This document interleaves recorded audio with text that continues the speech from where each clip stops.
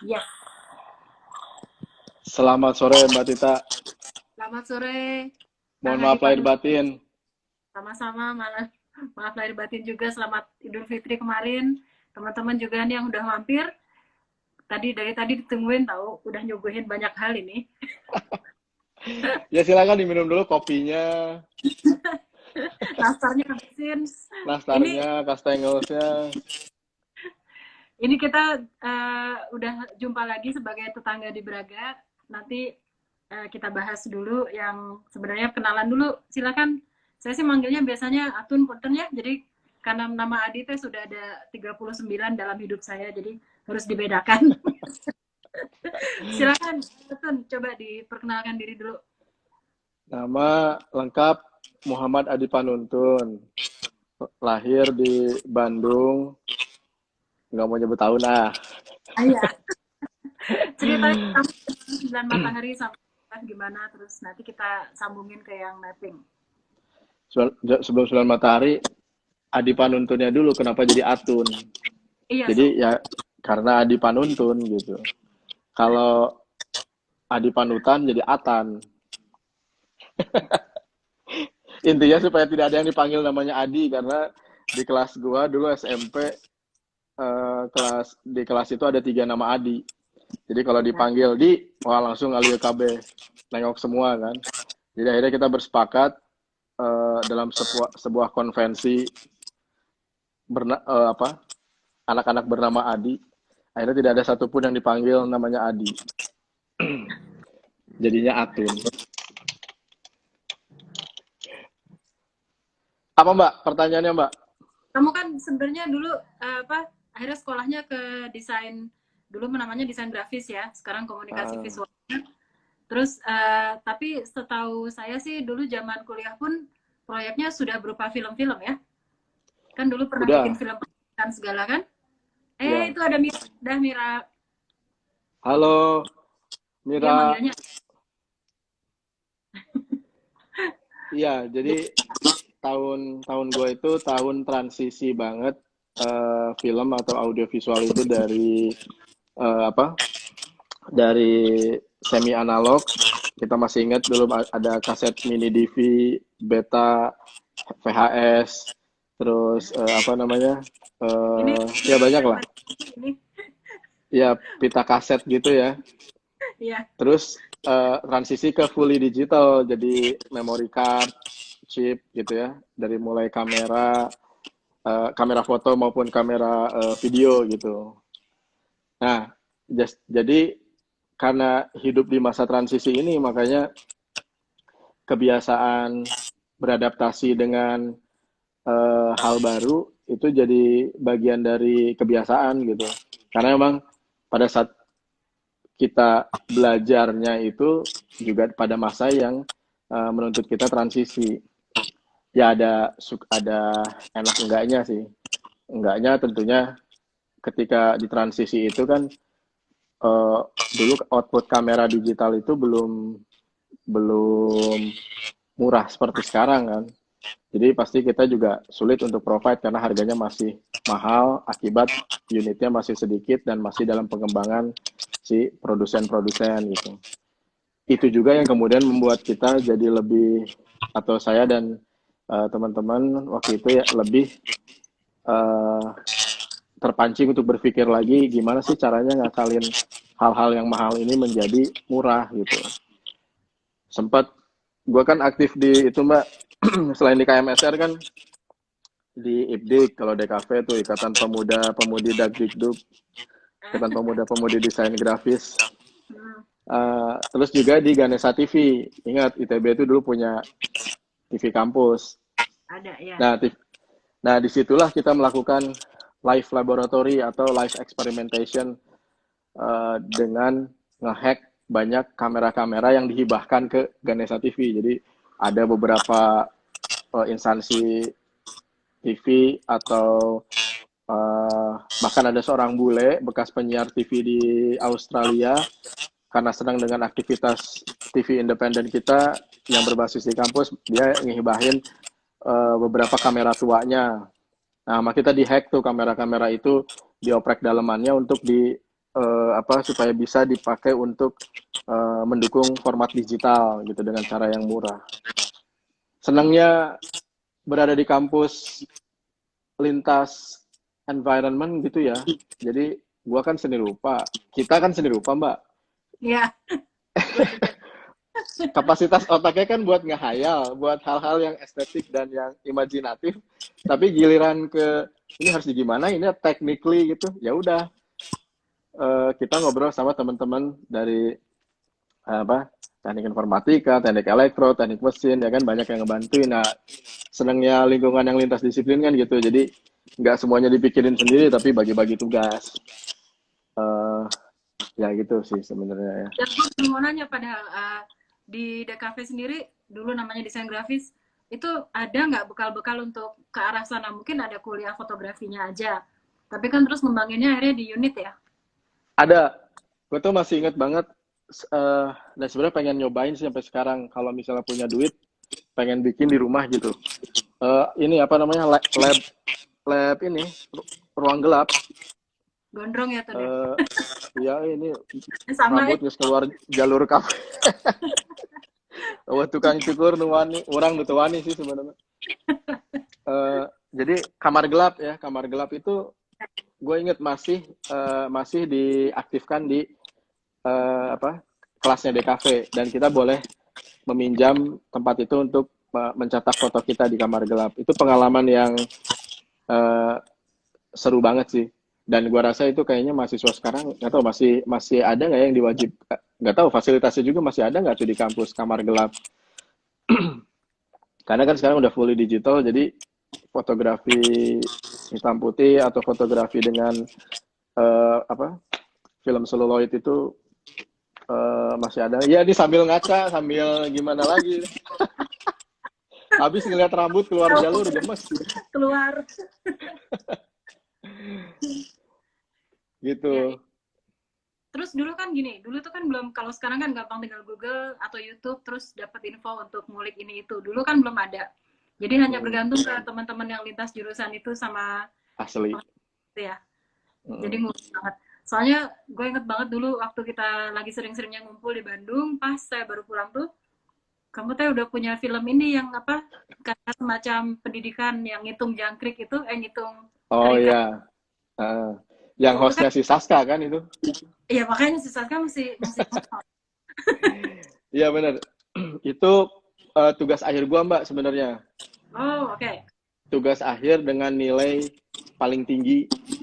Jadi gua dapat A plus. Nah, jadi nggak cuman A tapi plus karena di atas 90 gitu poinnya di atas 92 gitu kalau nggak salah 93 deh kalau nggak salah karena uh, para dosen, para penyidang itu melihat karya gua tuh visioner. Aduh. Jadi formatnya belum ada tapi menjemput pangsa pasar tren ke depan gitu. Jadi sebuah program TV edutainment yang sebenarnya pengemasannya yang merupakan penggabungan dari gaya-gaya pengemasan MTV VJ Han MTV VJ, sorry bukan VJ Han, MTV VJ dengan uh, grafis-grafis MTV yang apa sih, yang playful gitu ya, Iya, iya.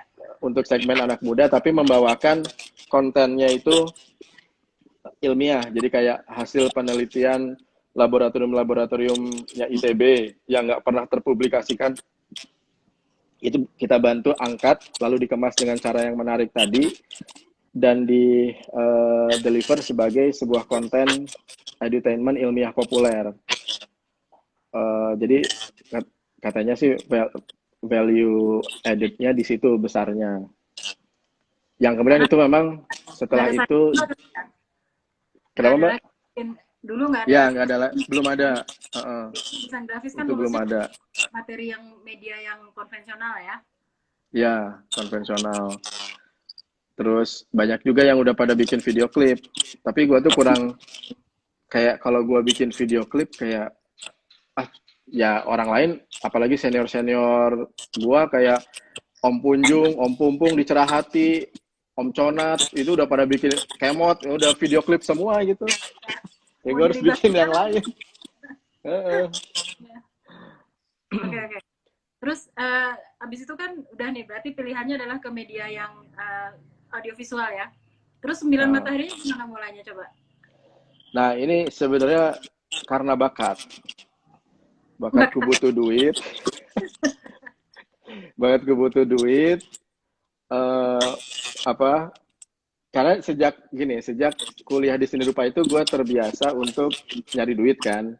Soalnya skill jangka pendek DKV itu kan paling cepat tuh jadi duit, Pak.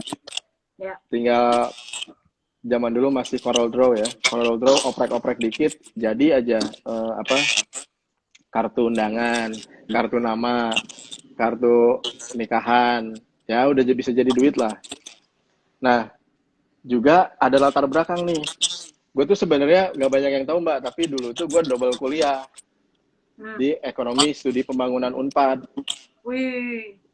Iya, jadi harusnya jadi ahli ekonom. eh karena gue Terus? lulus UMPTN-nya ke Unpad, jadi restu orang tua termasuk restu uangnya itu juga ke Unpad gitu.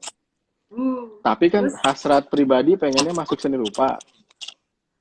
Karena di seni rupa beberapa kali gagal, baru masuk di tahun 99, akhirnya gue ada satu konsekuensi dari orang tua gue yang mengajarkan kedisiplinan.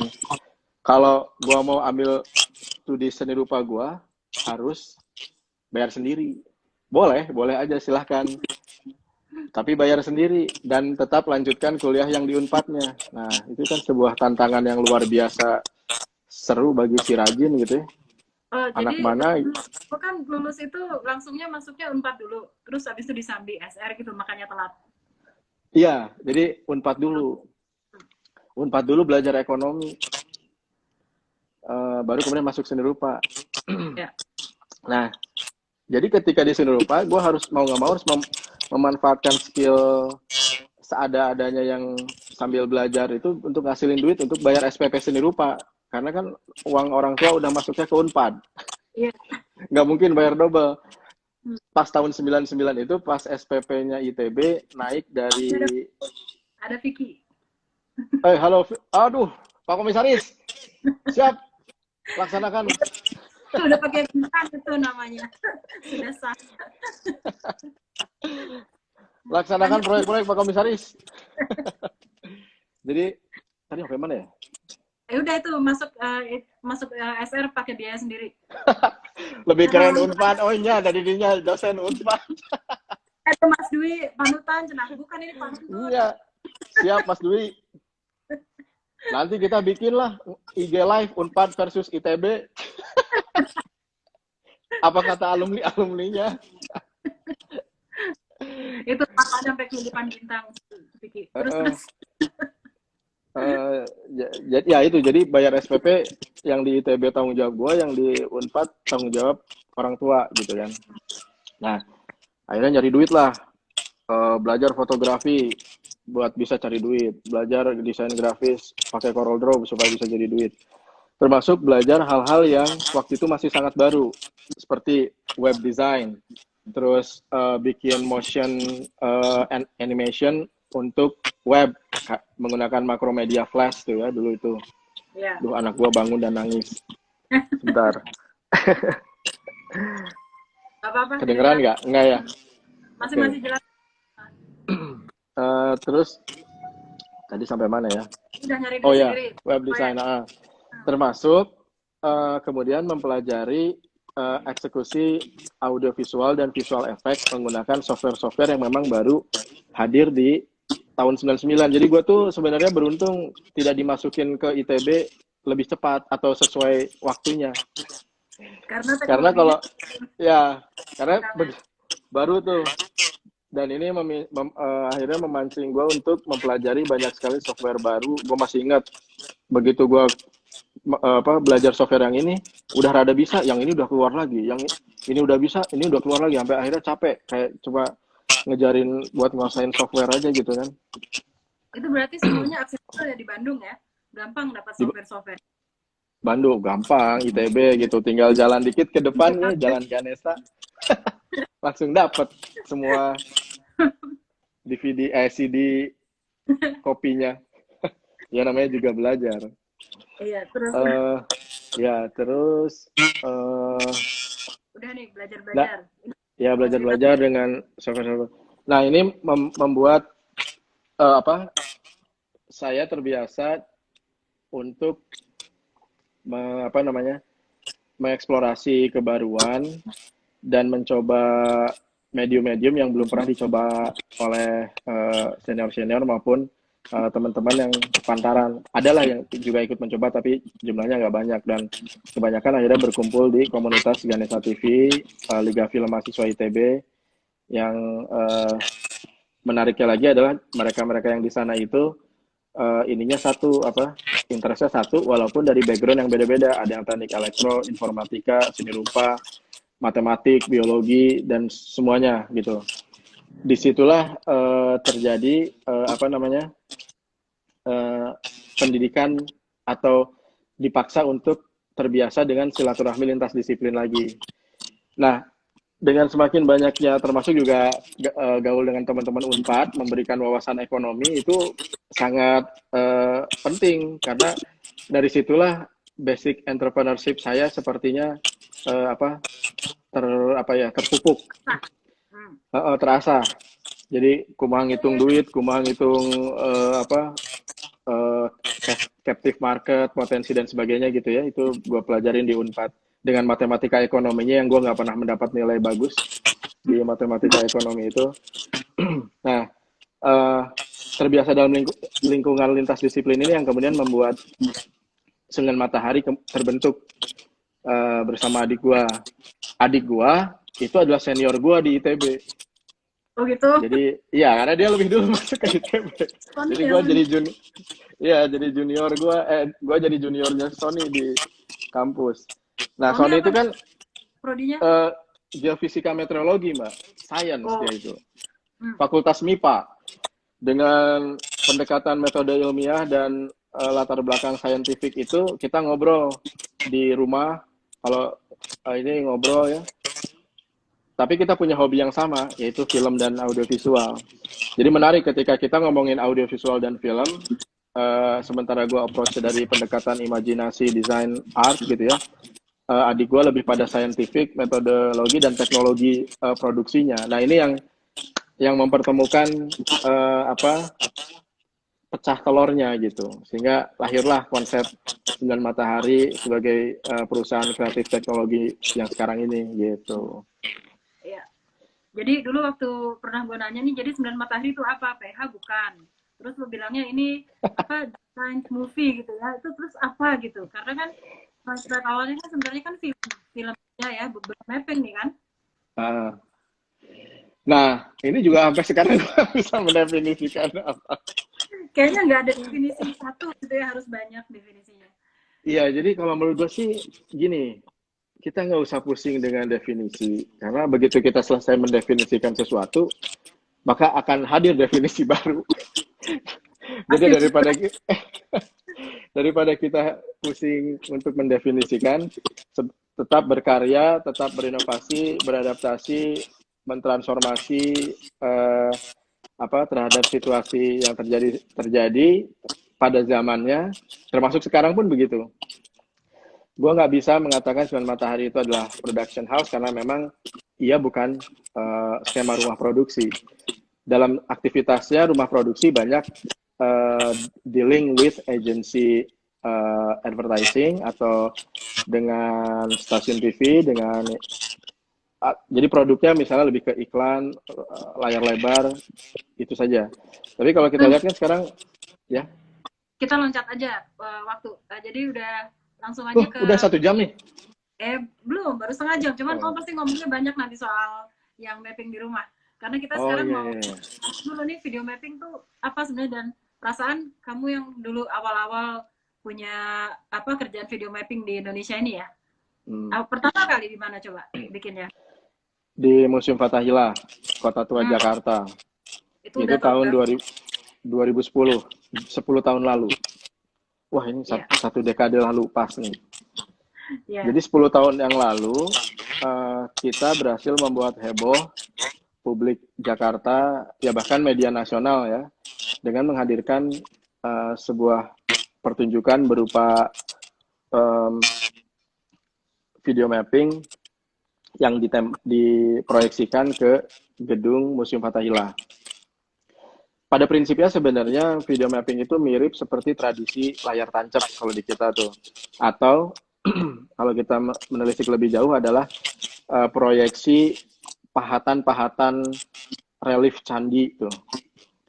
Itu kan sebenarnya image-image visual yang ditempelkan ke dinding dan bercerita atau menyampaikan sesuatu dengan sequence gerak, sequence pesan.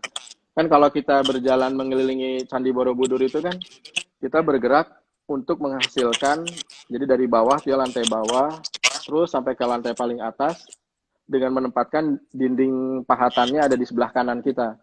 Maka kita baru bisa mendapatkan pesan sequential yang memang ditujukan Borobudur itu dibuat. Nah, di video mapping kita memproyeksikan gambar ke gedung, ke sebuah bangunan juga, karya arsitektur juga. Bedanya ketika Candi Borobudur itu, kita yang bergerak mengelilingi karya arsitekturnya untuk mendapatkan efek sequence pergerakan gambar atau cerita. Nah, kalau video mapping kita seperti nonton film, diam di tempat, kita menatap gedung, gedungnya yang memutar filmnya gitu. Tujuannya sama, mendapatkan pesan sequence dari gambar-gambar atau pesan yang ditampilkan. Nah, kemudian orang berkumpul bersama, sama orang-orang dulu juga gitu, melakukan berkumpul bersama. Jadi mungkin yang membuat video mapping begitu populer setelah kita lakukan di Museum Fathahillah, yang mana itu adalah ruang publik tempat orang-orang berkumpul, adalah kesamaan tradisi gitu. Tradisi nonton bersama, mendapatkan pesan dari tontonan atau dari penggabungan estetika dan teknologi ya sesuai konteks zamannya, itu menjadi tradisi knowledge transfernya Nusantara gitu loh. Makanya ini kemudian jadi ketemu gitu sama karena memang cocok dengan budayanya. Nah, itu juga, video mapping di Museum Fathahillah itu juga sebenarnya nggak banyak yang tahu kalau itu adalah karya penelitian tesis saya waktu ngambil S2 tuh dulu Mbak. Dibuat menjadi prototipe, berkolaborasi dengan banyak kolaborator ya, ada seniman multimedia dari Inggris, ada praktisi teknologi multimedia di Jakarta, ada filmmaker Jakarta, ada si Ucup juga, si Fluxcup tuh yang sekarang selalu viral.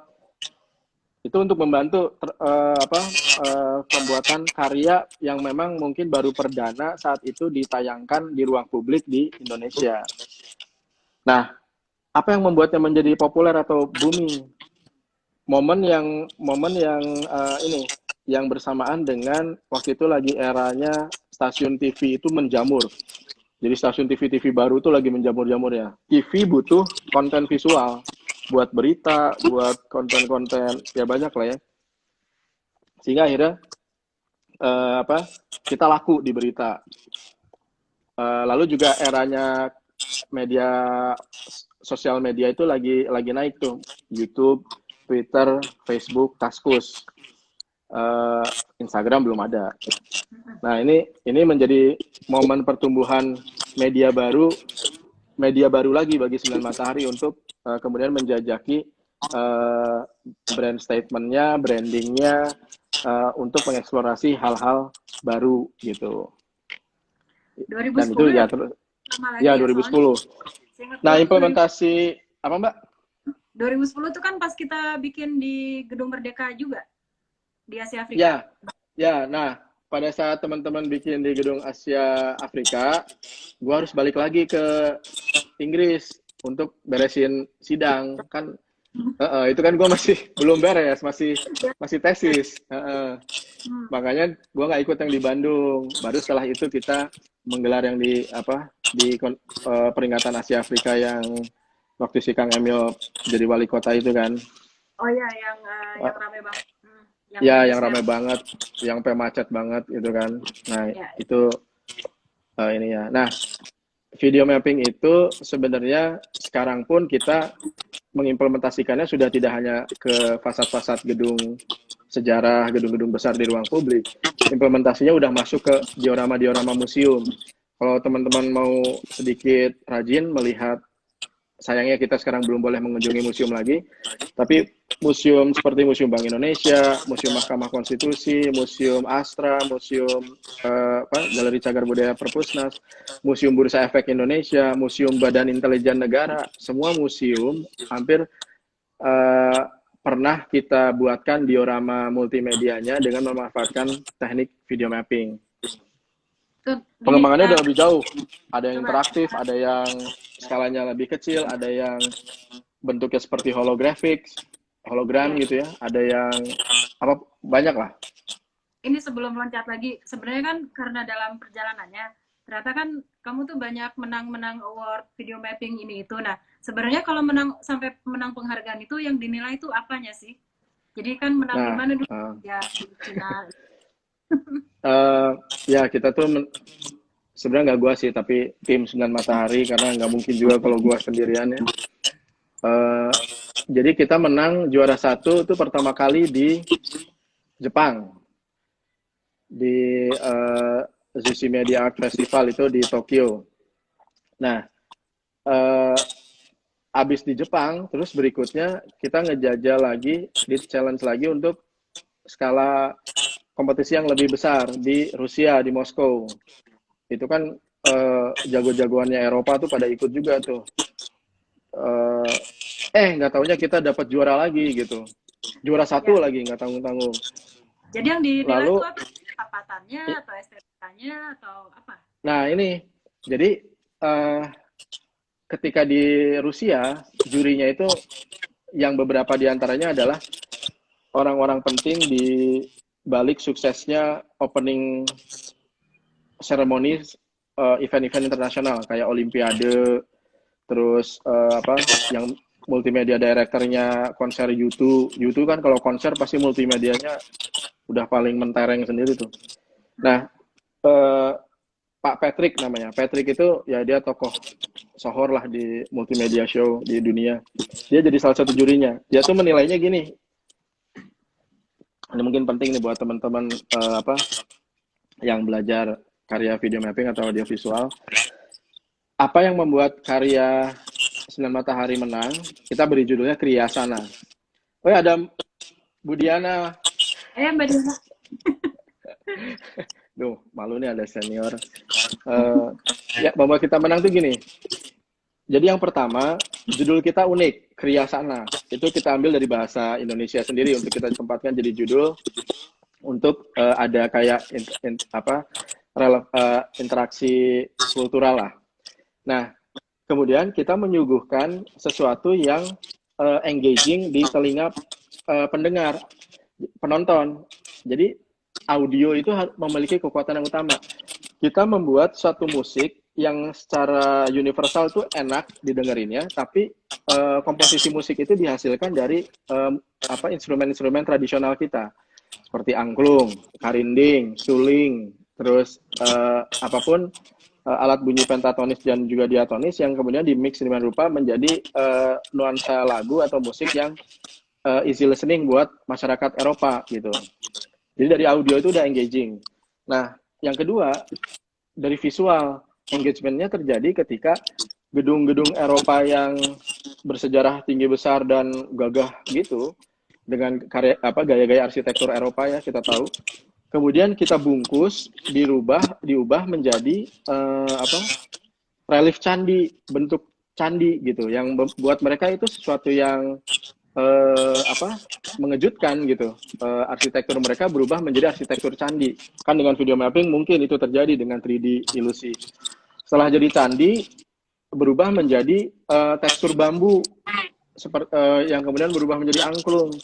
Lalu udah gitu diselimuti oleh kain batik gitu, si gedungnya segede-gede itu. Jadi gedung yang kita mapping di Rusia itu 6 kalinya ukuran gedung sate, coba bayangin gedenya kan. Tapi dia udah kasih ukuran gitu ya, jadi lo tinggal. Udah. match-nya. Udah, ya karena kan dengan Google Map, dengan internet connection, kita bisa mentransfer konten kita berdasarkan hasil pengukuran pemetaan mereka di lokasi untuk kemudian kita buat kontennya di sini. Nah,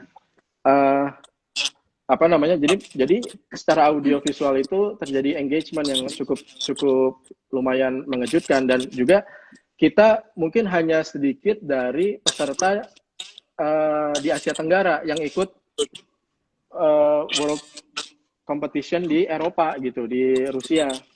Ini berarti rada-rada nekat ya? Iya, nekat banget. Kontennya kan jadi sangat distinct gitu di sana ya. Sementara yang lain kurang lebih sama, ini distinct banget gitu. Dan Pak Patrick mengatakan bahwa poin-poin tersebut memiliki value added tinggi sekali dalam penilaian juri, dan ditutup dengan ini, yang penting nih, adegan ending video mapping kita itu kita buatkan boneka Matryoshka, tahu kan Mbak boneka Matryoshka yang khas Rusia itu? Tapi si boneka Matryoshka itu dipakein sama kita baju-baju Jawa, baju Padang, baju Sulawesi gitu-gitu. Sehingga mereka melihat ada akulturasi budaya tradisi mereka dengan tradisi kita, dan itu ya poin plus buat juri untuk kemudian menjadikan kita pemenang dari kompetisi tersebut, juara 1. Kalau untuk urusan teknis ya kita sama dengan yang mereka juga. Jadi pembedanya memang dari kreativitas kontennya, betul. Sama narasinya pasti ya. Wah, ada Endang, Kang Endang. Wah, ini senior gua, junior yang Mbak Tita. Endang. Oh iya. Wah, mana hebat pisan. Dang, mana lebih keren ti orang, Dang. Orang mau bisa ngelehkeun mana di baheula. Endang ini senior gua di Ganesha TV juga, Mbak. Oh gitu. Iya, dia juga termasuk yang seniman yang desainer yang aktivis. Dulu bikin unit desain darurat disingkat unit grafik darurat disingkat UGD. Itu tuh ada yang nanya next big project. Nah sekarang sebenarnya next big project kamu kemarin kan yang Made in Bandung ya, yang imersif ya. Tapi kan terus karena sudah waktunya menjelaskan yang itu mapping di rumah teh apa sih? Jadi kamu teh ngapain nanti sebenarnya nih? Ya, oke. Next big project itu sebenarnya kaitannya dengan mapping from home sangat dekat. Kenapa sekarang kita membuat festival mapping from home yang di dalamnya juga merupakan rangkaian dari kompetisi, kemudian talk show atau workshop, dan exhibition. Jadi memang sudah jadi rencana di 2020 ini, kalaupun tidak ada pandemi, kita tuh ingin membuat festival video mapping di Indonesia, karena memang belum pernah. Dan juga ini tanggung jawab kita, Mbak. Kita selalu ikut kompetisi dan festival di luar. Alhamdulillah menang sampai 3 kali di internasional, kan terakhir di Berlin tuh. Jadi kita terpanggil untuk harus nih kita memajukan atau membagikan prestasi kita ini untuk membuat industri multimedia atau industri video mapping ini lebih maju di tanah air. Dan festival atau rangkaian dari kompetisi, workshop, dan pameran itu menjadi part of cara kita untuk menarik gerbong yang lebih besar lagi dari yang sekarang mulai banyak nih tertarik untuk gabung. Ini aja kemarin sampai beduk maghrib terakhir sebelum malam takbiran sudah banyak yang mendaftar gitu. Kita sampai harus cut dulu karena kita juga menghargai yang mau merayakan Lebaran, yang mau membantu bikin opor dan ngecat rumahnya dulu gitu kan. Masa disuruh ngumpulin konsep, daftar, padahal rumahnya masih berantakan mau nyambut Lebaran ya kan. Jadi kita ambil kebijakan untuk ditutup dulu pendaftaran gelombang 1-nya. Tapi ada kabar baiknya. Hari ini tadi kita buka lagi gelombang kedua setelah kita berlebaran. Dan tujuannya memang untuk menjaring sebanyak mungkin mereka-mereka yang tertarik dengan dengan video mapping atau eksplorasi audiovisual dan kreativitas multimedia untuk bergabung. Kenapa mapping from home? Ya karena pandemi. Kalau nggak pandemi nggak akan dari rumah. Ya, jadi karena kita harus di rumah, gimana nih, masa nggak jadi nih festivalnya? Nah, buat saya itu pantangan lah. Apalagi eh, salah satu sponsor utama kita sudah demikian niatnya untuk mau mensupport kita, karena memang percaya banget dengan apa yang sudah kita lakukan dan juga percaya pada visinya, yaitu untuk memajukan industri ini di tanah air sehingga kita itu nanti lebih siap nih menghadapi pangsanya. Indonesia itu kan besar sekali nih, 260 juta jiwa, banyak sekali kota besar dan kota kreatif yang tersebar di seluruh kepulauan Nusantara. Belum lagi nanti program-programnya Indonesia Creative Cities Network yang digawangi Pak Vicky dan Bu Tita dan teman-teman pegiat kreatif lainnya, mengaktifkan daerah-daerah kan, itu pasti akan membutuhkan share knowledge tentang industri media baru ini ke daerah-daerah gitu, untuk meningkatkan kemampuan daerah dalam mempromosikan apapun ya, produk kreativitasnya atau wisatanya atau industri yang sekarang sedang berjalan di sana gitu. Nah, video mapping itu sebenarnya bisa menjadi satu media untuk kita melakukan hal itu semua. Nah, ini yang mau kita bahas di Mapping from Home. Mapping from home itu sebenarnya apa yang kita lakukan di biasanya gedung-gedung besar, itu kita perkecil skalanya, jadi bisa masuk ke rumah-rumah. Yang biasanya kita pakai proyektor besar-besar dan jumlahnya puluhan proyektor gitu ya. Ini kita cukup lakukan dengan proyektor kecil yang biasa kita gunakan kalau kita meeting di kantor atau di kelas. Dan cukup satu proyektor aja. Kalau bisa pakai brandnya sponsor. Jadi dilakukan peserta Ya. tuh nggak nanti. Mereka Nah, bikin cerita gitu-gitu. betul. Jadi di rumah nanti ada dua kategori. Ada kita memahami. Ada yang punya proyektor, ada yang tidak. Nah, yang udah punya proyektor atau yang bisa pinjam proyektor dari, mungkin kantornya cuma 2 langkah dari rumah, atau rumahnya adalah kantornya gitu kan, atau misalnya karena di kantornya WFH tidak ada aktivitas, maka fasilitas kantor bisa diboyong ke rumah untuk produktivitas. Nah, teman-teman bisa menggunakan proyektor kecil tersebut, dinyalakan, ditembakkan ke objek-objek yang ada di rumah, misalnya perabot, kitchen set, wajan, bumbu, toples-toples bumbu dapur, atau sepeda tuh kayak yang di belakangnya Mbak Tita tuh. Mbak Tita punya sepeda dan tembok putih. Nah, itu bisa kita proyeksiin video mapping. Lalu gimana bikin adegannya? Nah, ini ada banyak cara. Cara yang pertama, halo Bu Ririn, apa kabar Bu? Sehat Bu? Mbak ikutan Mbak, projection from home, mapping from home. Ya, nah ini harusnya arsitek-arsitek pada ikut nih. Terus juga kita punya benda-benda seperti koleksi hobi nih. Ada yang suka ngoleksi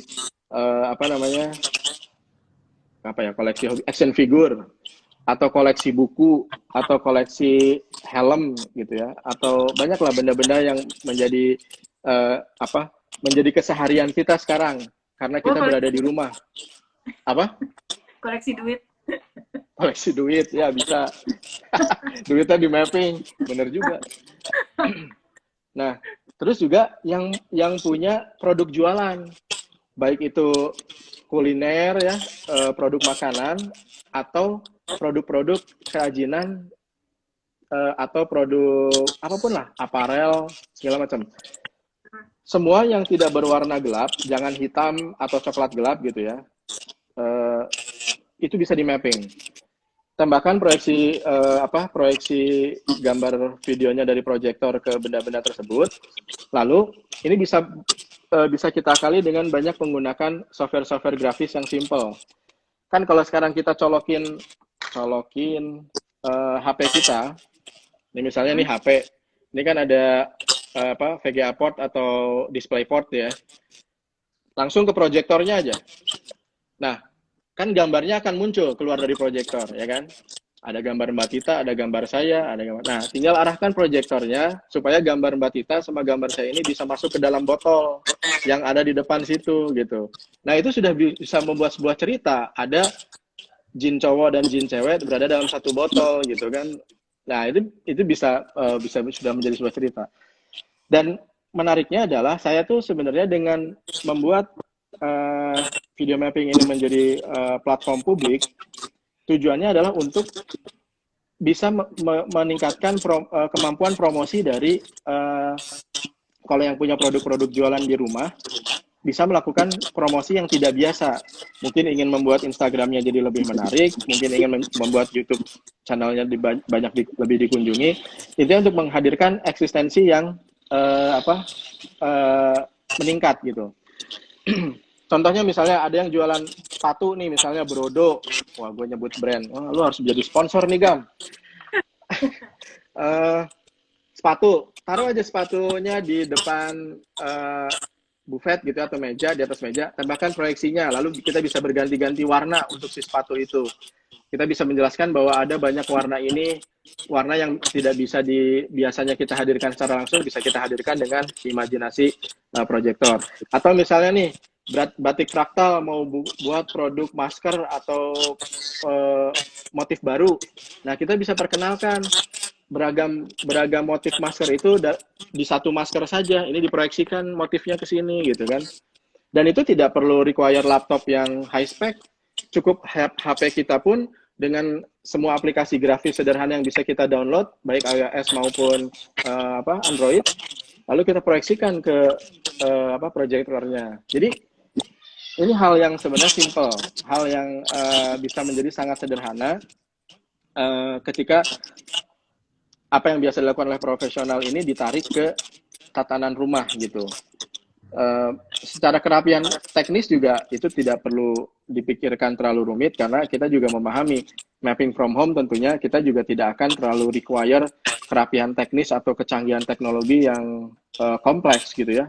Santai aja, yang penting karya lo bisa bercerita, menyampaikan sesuatu yang value-nya itu bisa di-share ke banyak orang, menjadi inspirasi buat banyak orang. Nah, ini yang bagi yang punya proyektor di rumah. Kalau yang nggak punya, ada kategori B yang nggak usah repot-repot ngebikin atau menyediakan proyektor. Kita sediain proyektornya. Itu gimana? Ada fasad objek yang sudah kita buat di kantornya Sembilan Matahari, bentuknya khas, perpaduan dari beragam benda-benda yang sering kita temui di rumah. Kita susun sedemikian rupa. Lalu sudah kita share di formulir online-nya template gambarnya. Jadi teman-teman tinggal membuat animasi atau grafis bergerak atau sesederhana foto yang digerakkan, image-image yang still bahkan ya, dengan memanfaatkan misalnya nih, kamu bisa bikin animasi tapi cuma sederhana lewat PowerPoint. Lakukan itu. Buat PowerPoint kamu full screen, animasinya bekerja, proyeksikan ke proyektor yang ada di rumah. Nah, kalau yang di kantor, karena proyektor yang ada di kantor dan template-nya sudah kita buatkan, teman-teman cukup mengekspor file yang sudah dibuat tadi ke file movie. Nanti di email, bukan di email, itu nanti ada di ini teknis lah. Dikirim aja ke kita, nanti kita proyeksikan ke visualnya di kantor, menggunakan proyektor kantor. Jadi teman-teman yang di rumah hanya membuat kontennya saja, konten animasi, grafis atau film atau apapun yang ada di kantor untuk kemudian dikirim ke tempat cincin dari terrarium gitu juga bisa banget. Ini lucu malah, nanti bisa bikin kayak adegan-adegan transparan gitu di dalam terrariumnya. Pengen banget kolaborasi sama Kang Atun, semoga ya. Oh siap Bu. Ayo kolaborasi dari rumah. Durasi berapa lama kalau kayak gitu? Durasi, ini ada video mapper cilik. Video mapper cilik tuh, nah. Durasi kita minimal 1 menit, maksimum itu di 3 menit. Oke. Ya, biasanya nanti kalau udah bisa, wah, lupa diri, kasih 10 menit, 15 menit. Kasihkan. Jadi, tapi kita batasi hanya 1 menit dan 5 menit, 3 menit aja. Ya. Terus, ada hadiahnya, Mbak. Ini seriusan nih, hadiahnya total 50 juta. Ini untuk berapa? Hadiah. Ya, jadi gini, kan juaranya cuma juara 1, 2, 3 setiap kategori, ada 6 juara. Ya. Itu nanti bisa juara 1 itu bisa dapat value gini, dia dapat cash dan dapat produk proyektor. Produk proyektornya aja harganya bisa sampai 5 juta, 7 juta. Belum cashnya. Itu makanya sebenarnya ini ketika kita udah punya proyektor, nanti yang punya produk-produk itu bisa ningkatin promosinya juga dengan membuat kemasan-kemasan lewat video map, promosi lewat video mapping yang lebih seru lagi gitu. Ya, jadi 15 menit lagi ya. itu juga di korting kata kamu masuk tadi. Oh ya, berarti nanti bisa nambah. Ya. Kan Terus batasnya sejam ya dari IG ya. Ini sampai kapan ini? Boleh submit? Boleh submit itu sampai tanggal bentar. Masih ada waktu. Ya, sampai awal Juni, 3 Juni kalau nggak salah. Minggu depan. Ya, 3 Juni sampai minggu depan. Jadi masih ada satu, karena kita kasih jarak 1 minggu setelah Lebaran untuk gelombang kedua mendaftar. Karena ya kita tahu lah, pasti banyak yang repot dengan situasi berlebaran walaupun di rumah. Mungkin ada yang mau menyelesaikan tadarusan, mau menyelesaikan puasa Syawal ya kan. Jadi itu kita apresiasi, kita kasih waktu dengan lebih lama. Terus apa hari Sabtu ada apa sih hari Sabtu ini? Nah, ini teman-teman buat yang tertarik ya, atau mungkin punya adik atau teman-teman atau anak didik nih, misalnya kebetulan ada seorang pengajar, banyak anak didik yang perlu diberi skill set tambahan. Hari Sabtu itu kita akan membuka workshop, tentunya online di platform Zoom dan YouTube Live juga IG Live. Di mana di sini nanti akan diajarkan dapurnya 9 Matahari ini untuk bisa menang ikut kompetisi ini, dan juga yang lebih penting untuk bisa punya kemampuan atau keterampilan video mapping, keterampilan baru, dan bisa membuat atau monetize dari ini gitu. Baik itu monetize secara langsung maupun misalnya diimplementasi untuk promosi produk-produk jualan kamu gitu. Nanti jadi akan diajarkan. Ya. Kisi-kisi pemenang. Ini luar biasa sih, kita nggak punya duit ya udahlah sedekah ilmu aja, sedekah ilmu nggak ya gitu kan. Berarti ada batas umur gitu ya atau kategori mahasiswa profesional? Nggak ada, umum, yang penting sudah akil balik, dia bukan balita ya, dia boleh. Pak nggak boleh ikutan dulu. Ada bensin bang. Boleh, tidak ada batasan umur. Cowok, cewek. Ada nggak kayak misalkan show dari yang menang gitu, kita bikin virtual exhibition gitu atau apa? Ada, jadi nanti penjuriannya itu akan dilangsungkan live.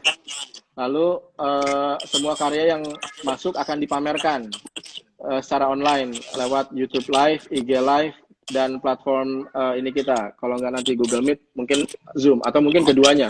Semua platform akan kita pakai untuk mengexhibit. Dan mungkin eksibisinya tidak akan sekali, tapi akan berkala diputar lagi dan diputar lagi. Intinya semua formasi penyelenggaraan festival online ini akan terus evolve, karena kita juga kan baru pertama kali nih, semuanya menghadapi situasi ini kan baru pertama kali. Banyak teman-teman terutama yang sangat antusias di luar Indonesia itu datang dari Malaysia, tetangga kita. Malaysia itu sangat antusias untuk mengikuti ini. Yang mana sebenarnya adalah kabar baik dan juga kabar challenging, karena berarti kita harusnya nggak boleh kalah dong kalau mau siap menghadapi nanti menjadi tuan rumah setelah pandemi selesai, ya kan. Baru mau ngusulin ngajakin kota-kota desain yang di Asia Tenggara. Kan ada Singapura, ada Cebu. Ya. Ajakin Mbak, ajakin. Banyak yang lain juga, ada kota-kota yang bukan kota desain ya, kan ada kota kuliner, kota craft and folk art. Banyak banget di Thailand. Oh iya. Oh benar juga Mbak, harusnya kita ngobrol ini lebih awal. Lebih awal. Kalau yang mundurin. Boleh lah nanti kalau misalnya ini, kalau ternyata antusiasmenya tinggi dari itu, ayo Tapi itu usulan yang menarik sih untuk di networkan dengan UNESCO Design City, ya UNESCO Creative City ya. Siap. Ayo Mbak, nggak takut. Asik. Kan kita udah curi duluan semingguan. Ini ada pembicara sebelumnya Mbak, Prananda. Panda apa? Wah, ini juga ada Tony nih. Ini Tony alumni 9 Matahari nih. Yang biasa mengawal kita di lapangan dulu. Mengawal teknis-teknis di lapangan. Oke deh, ini apalagi Mbak? Udah tinggal 8 menit kurang kayaknya. Jadi sekarang mungkin ada pesan nggak untuk hari Sabtu kalau mau ikutan kemana, gimana? Atau lihat ke IG siapa atau gimana infonya? Kalau pesan mau pesan kopi Magma, boleh? Ya, boleh. Harus pesan kopi yang literan dulu. Iya, kopi Magma. Sama itu rice bowl-nya Simple. Rice bowl-nya Simple Kitchen. Saya sebenarnya mau sharing tentang ini. Mungkin masih banyak yang khawatir bagaimana memulai video mapping dari rumah. Hal sederhana sebenarnya saya sempat share di Instagram saya, mungkin bisa dilihat lagi kalau teman-teman melihat. Ada contoh-contoh eksekusi video mapping yang dilakukan oleh saya waktu itu di halaman kantor atau di dalam kantor yang sebenarnya ya kantornya juga mirip rumah juga ya. Jadi ya kantornya kayak rumah gitu. Maksudnya bentuknya seperti rumah. Itu bisa kita lihat bagaimana kita memanfaatkan kain fabrics yang kita biasa gunakan untuk menghasilkan ilusi hologram. Jadi ini kita namai HoloNet atau HoloScreen. HoloNet atau HoloScreen ini kalau kita beli ya harganya mahal sekali loh per meter itu. Bisa 1,5 juta kalau di kurs itu per meter. Kita biasanya butuh sampai 4 atau 5 meter square untuk menghasilkan efek hologram. Nah, di rumah sebenarnya ada kain yang mirip-mirip. Misalnya kain kelambu. Kain kelambu yang buat ini tempat tidur itu, nyamuk atau gorden tipis ya. Itu dengan penataan cahaya sedemikian rupa di rumah ya, kita bisa hasilkan efek hologram yang mirip gitu. Nah, ini nanti akan dibocorkan di workshop hari Sabtu. Salah satunya bagaimana menghadirkan keseruan baru di rumah. Kalau udah ada yang punya anak anak-anak kecil udah kehabisan ide 2 bulan ini mau bikin seru apa lagi buat anaknya di rumah, gua rasa video mapping workshop hari Sabtu akan juga berguna. Ikut map. Waktunya dari mulai jam 10 sampai sore karena akan ada beberapa topik berbeda. Jadi 10, 12, kemudian 1, 3, 4, 6 gitu. Bergabung di Mapping from Home bisa juga memberikan ide-ide baru untuk selain promosi produk juga ide-ide edutainment buat anak kita. Video mapping itu sudah basic. Buat Sabtu di mana? Di IG nanti pantau aja, follow dulu dong @nmworld ya. Nih gue tulis nih di sini IG-nya nmworld. Ya, sama BCCF. Oke Tun, bentar lagi kita harus pamit daripada mati mendadak. Jadi si internetnya.